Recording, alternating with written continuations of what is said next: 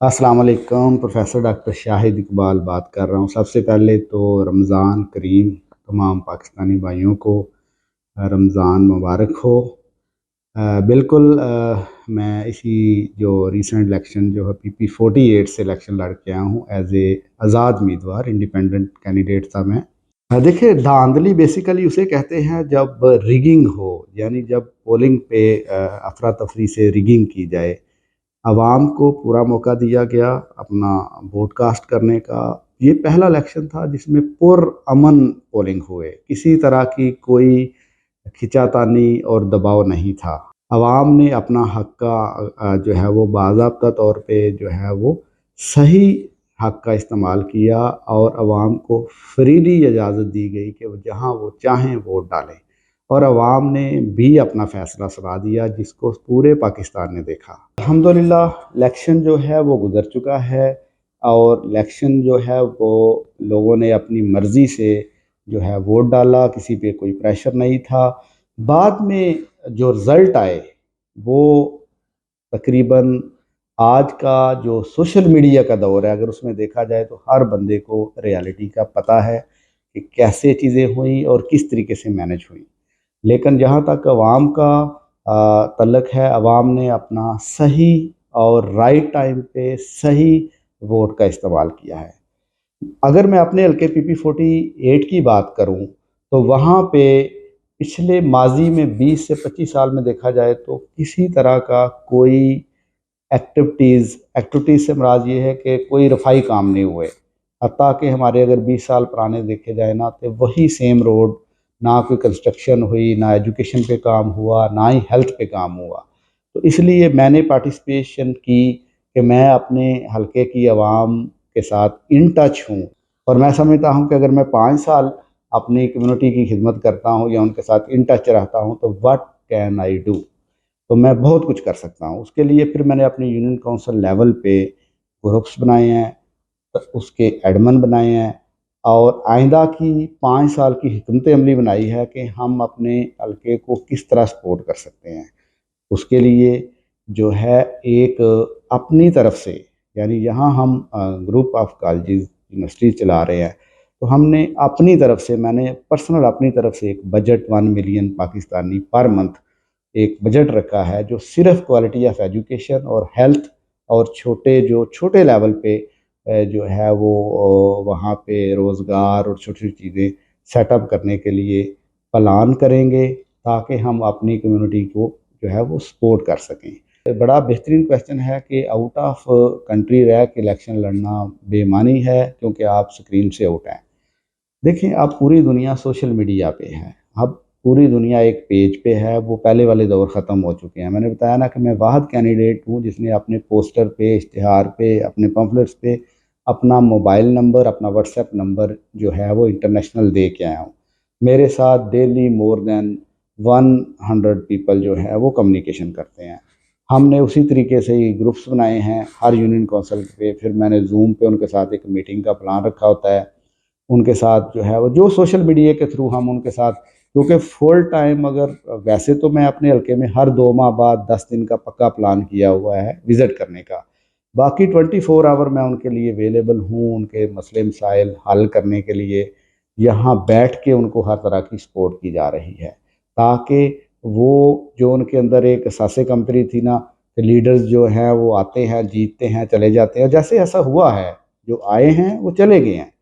वो जो बड़ी-बड़ी गाड़ियों में थे, जिन्होंने 4 दिन लोगों को बड़ी-बड़ी गाड़ियों में बिठाया, अब वो बेचारे मोटरसाइकिल पे वापस आ गए हैं और उनका कोई पूछने-गीछने वाला नहीं होगा, जैसे माज़ी में होता रहे। लेकिन अब ऐसा नहीं होगा, हम ऐसा नहीं करेंगे। हमें एक नई चीज़ इंट्रोड्यूस कराई है कि हमने कम्युनिटी को इन टच रखना है और उनके मसाइल हल करने हैं। सिर्फ़ इसलिए नहीं कि इलेक्शन लड़ना है, इसलिए नहीं कि जीत के वहाँ पार्लियामेंट में बैठना है, या जीत के हमने कल को जो है वो वजारतें लेनी है या कोई और बेनिफिट लेने हैं। हम तो ऑलरेडी कम्युनिटी के लिए काम कर रहे हैं और करते रहेंगे। सिर्फ हमें फ़िक्र है अपनी कम्युनिटी का। That's why I am doing this one. मेरा क्लार्क निशान था, फुली इंडिपेंडेंट था। जबकि जो है अगर मेरा वाबस्तगी देखें तो मेरी PTI से वाबस्तगी थी, ہمارے جو ایم این اے جو پی ٹی آئی کے تھے ہم نے ان کو ووٹ بھی دیے، سپورٹ بھی کیا، اور جو ہے وہ لیکن میری اپنی ذاتی جو ہے وہ میری ذاتی وابستگی میری اپنی ذات کی ایکچولی میرا جو مین پرابلم یہ تھا کہ میں انیلسس کرنا چاہتا تھا حلقے کا، کہ حلقے میں کیا کیا پرابلمز ہیں، اگر میں الیکشن لڑا ہے یا میں الیکشن میں آگے فیوچر میں جاؤں گا تو مجھے کون سی پارٹی کے ساتھ جانا ہے، یا میں نے کس کے ساتھ اپنی ایفیلیشن بڑھانی ہے۔ تو میں اس نتیجے میں پہنچا ہوں کہ ماضی کی گورنمنٹوں نے جیسے کوئی کسی قسم کی جو ہے وہ 20 سال میں کارکردگی نہیں دکھائی، اس لیے میرا پلان یہی ہے کہ میں انڈیپینڈنٹلی رہ کے اپنے سورسز کے تحت خدمت کروں گا اور بھرپور طریقے سے اپنی کمیونٹی کی نمائندگی حاصل کروں گا۔ یہ بڑا آپ نے ٹیکنیکل کویسچن کیا ہے کہ پہلی خاتون وزیر اعلیٰ بنی ہے۔ دیکھیں ہمارے پچھلے 10 سال میں دیکھا جائے تو کریٹزم کی سیاست ہو چکی ہے، ایک دوسرے پہ کیچڑ اچھالنا یہ نہیں ہونا چاہیے۔ اگر ماضی میں کرپشن رہی ہے تو آج سوشل میڈیا پہ ان پہ بہت زیادہ تنقید ہر وقت ہوتی رہتی ہے۔ اگر یہ پہلی وزیر اعلیٰ آئی ہیں اور یہ اچھا کام کرتی ہیں، جیسے کہ انہوں نے پچھلے کم سے کم 5 سال میں دیکھا جائے تو یہ خان صاحب کے ساتھ برابر شانہ بشانہ جو ہے وہ کوشش انہوں نے جاری رکھی۔ اگر ان کی سٹرگل پہ دیکھا جائے تو اس میں کوئی کمپرومائز نہیں ہے، سٹرگل انہوں نے کی ہے بے شک، لیکن جو ماضی کا اتنا کرپشن اور مختلف ایلیگیشن اور جو پیچھے گورنمنٹوں میں رہتے ہوئے کچھ نہ کرنے کی وجہ سے جو چیلنجز ان کو برداشت کرنے پڑے، اب جو کہ وہ گورنمنٹ میں آ چکی ہیں، اگر وہ ان کو سالو کر جاتی ہیں، اگر وہ اچھا ڈیلیور کر دیتی ہیں، اگر وہ مسئلے مسائل لوگوں کے حل کر جاتی ہیں تو اس میں چینج آ سکتی ہے۔ عوام دیکھیں، عوام اگر پیار کر سکتی ہے، عوام اگر پی ٹی آئی کو جو ہے اتنے فلو کے ساتھ جو ہے وہ ووٹ دے سکتی ہے تو عوام جو ہے ان کو بھی ایکسیپٹ کر سکتی ہے دوبارہ سے، کیونکہ عوام کو اس وقت جو مین مسئلہ ہے وہ روزگار کا اور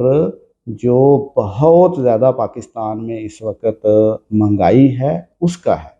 عوام، پاکستان کی عوام، آپ لوگوں نے دیکھا ہوگا، I am is a P H D professor doctor, جو میں نے دیکھا ہے عوام نے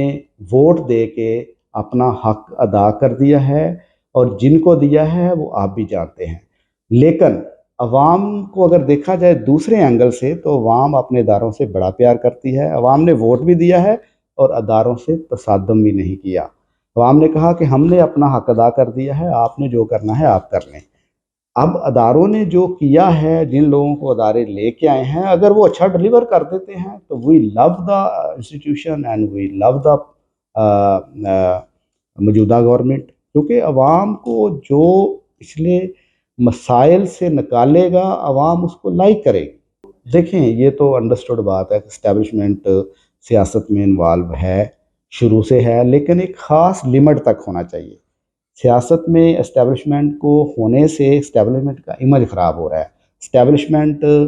سے ہماری عوام پیار کرتی ہے، اور یہ منہ بولتا ثبوت ہے یہ والا الیکشن کہ عوام نے ریئیکشن نہیں دکھایا۔